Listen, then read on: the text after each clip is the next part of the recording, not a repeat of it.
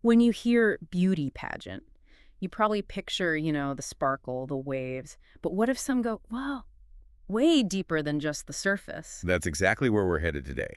We're doing a deep dive into Mrs. New Zealand, and specifically the vision behind it. Seems quite different. Yeah, and it's driven by its national director, Nilda L. Brown. Right. And to understand this, we've looked at a really good interview with her and also a podcast episode she was featured on, Behind the Crown. So we've got some solid behind-the-scenes perspectives here. Definitely.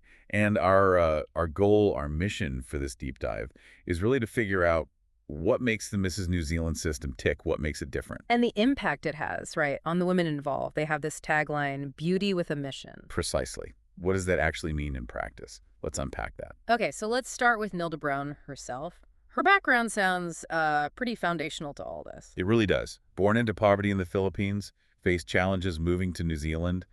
There was apparently a big turning point for her around 2017. And that resilience seems key. Absolutely. It's like her own transformation, focusing on fitness, education, empowerment, became the blueprint for what she wanted to offer others through pageantry. She wasn't just an organizer either. She actually walked the walk, competed herself. Yeah, she did. Mrs. Globe NZ Classic, she was a top 10 finalist in 2023 and even named Contestant of the Year.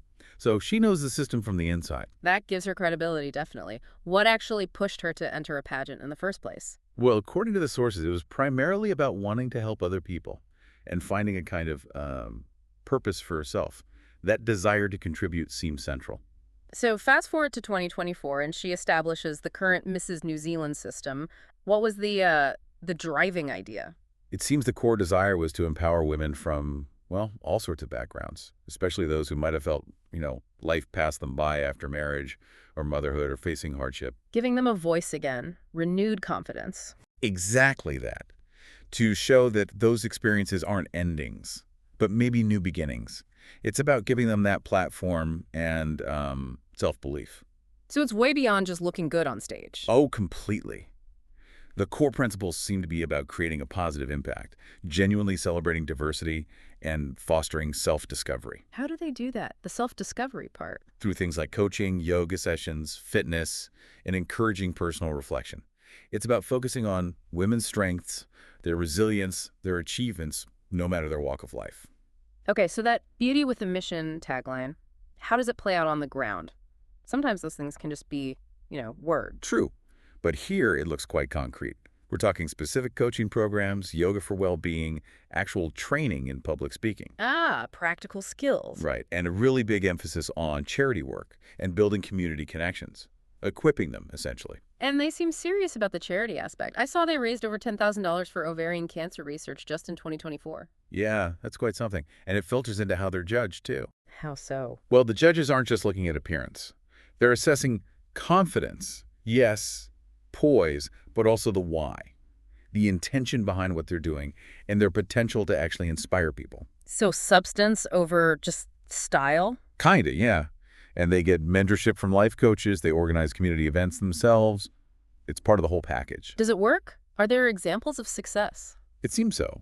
The current Mrs. Globe NZ, who came through their system, apparently won multiple awards in China, including one called Woman of Worth. Woman of Worth? Wow, that says a lot. It does.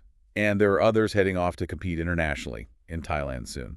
So the skills and confidence seem to translate. Okay, let's talk about the competition journey itself. It's not just a one-night event, is it? No, not at all. It's a real commitment. Intake is around March, apparently. Then there's a training camp that runs from June right through to October. Months of work. Yes, several months focused on development. And the judging panel sounds impressive. Not just pageant people. No, it's quite diverse. In 2024, they had former international winners, sure, but also celebrities, high-level entrepreneurs, even directors from other pageant systems, a broad range of perspectives. So if someone signs up, what are they actually getting out of it, besides the chance to win? The sources really emphasize a kind of holistic transformation. Yes, they get help with clothes, walking the runway, makeup, the usual things. Right. But the bigger impact seems to come from the life coaching, the hands-on experience, organizing things, learning to speak publicly with confidence, building real skills. And they make sure everyone feels recognized, not just the winner. That seems to be the ethos, yes. Acknowledging the growth and effort of all the participants. I also saw mention of things like pajama parties. dance events, so it's not all serious business. Uh-huh. Yeah, it seems they build in fun stuff too. Those events are probably crucial for building bonds, creating a supportive atmosphere rather than just pure competition. Makes sense. And that charity requirement you mentioned, each contestant picks one. Yes, they have to choose a charity, support it, volunteer. It ties back into developing leadership, organizational skills. It's hands-on. Looking ahead then, what's Nilda Brown's plan? Where does she see Mrs. New Zealand going? The focus seems to be on expansion and deepening the impact. She's looking for more sponsorship, aiming to do more community work, beat their charity fundraising targets. And keep improving the final show itself. Exactly. Apparently, in 2024, she actually self-funded it to ensure the quality was high right from the start, which shows quite a bit of dedication. Definitely. What about the legacy? What does she hope Mrs. New Zealand stands for in the long run? I think she wants to be known as this really welcoming, supportive place for all women, regardless of their background or stage in life. Inspiring others? Yes, inspiring future generations to see their potential and make a difference. Kind of a model for pursuing dreams and advocating for causes you care about. And they seem committed to diversity within their age range, too, which is 25 to 65. Right. Actively fostering that broad representation seems important to the vision. So wrapping this up, it really does sound like Mrs. New Zealand, with Nilda Brown at the helm, is trying to be something more than the stereotype. It certainly seems that way. Less about just external beauty, more about, well, inner strength, community work, personal growth. That beauty with a mission idea feels earned then, based on what we've seen. I think so. Our look at the interview and the podcast suggests a system with real structure behind it. The coaching, the charity stuff, the skills focus, it's all geared towards that empowerment goal. And Nilda's own story is clearly the engine driving it all. Undeniably.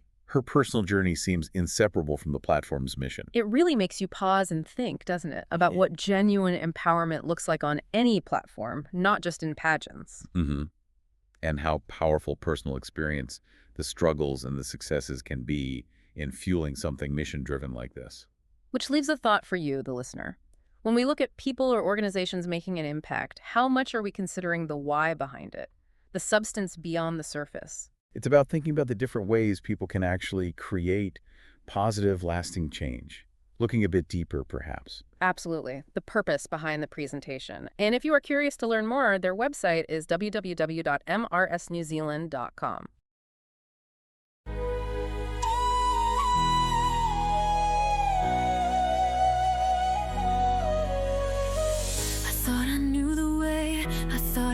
Straight, but the path I chose led me to this twisted state. Every step I take, the shadows start to sway. I'm lost inside the maze, can't seem to find my way. Caught up in the spiral, spinning round and round. Every turn I make, I'm falling to the ground. A tangled web of thoughts, I can't seem to unwind. This twisted world I'm in is messing with my mind. Twisted like the vines that grow around my heart, tearing me apart, leaving every scar. I'm twisted in the night, wrapped up in the dark, trying to break free, but I don't know where to start. Twisted, ooh, I'm twisted. The mirror shows a face I barely recognize, a stranger looking back with haunted hollow eyes. The truth is twisted up, I can't tell what is real. Lost inside a dream that I can't help but feel. Caught up in the spiral, spinning round and round. Every turn I make, I'm falling to the ground. A tangled web of thoughts, I can't seem to unwind. This twisted world I'm in is messing with my mind. Twisted like the vines that grow around my heart, tearing me apart, leaving every scar. I'm twisted in the night, wrapped up in the dark, trying to break free, but I don't know where to start. Twisted, oh, I'm twisted. I reach out for the light, but it's too far away. The more I try to fight, the more I seem to stray. Caught in the confusion, I'm tangled in this fate, but somewhere in the madness, I'll find my way to break. Twisted, oh, I'm twisted.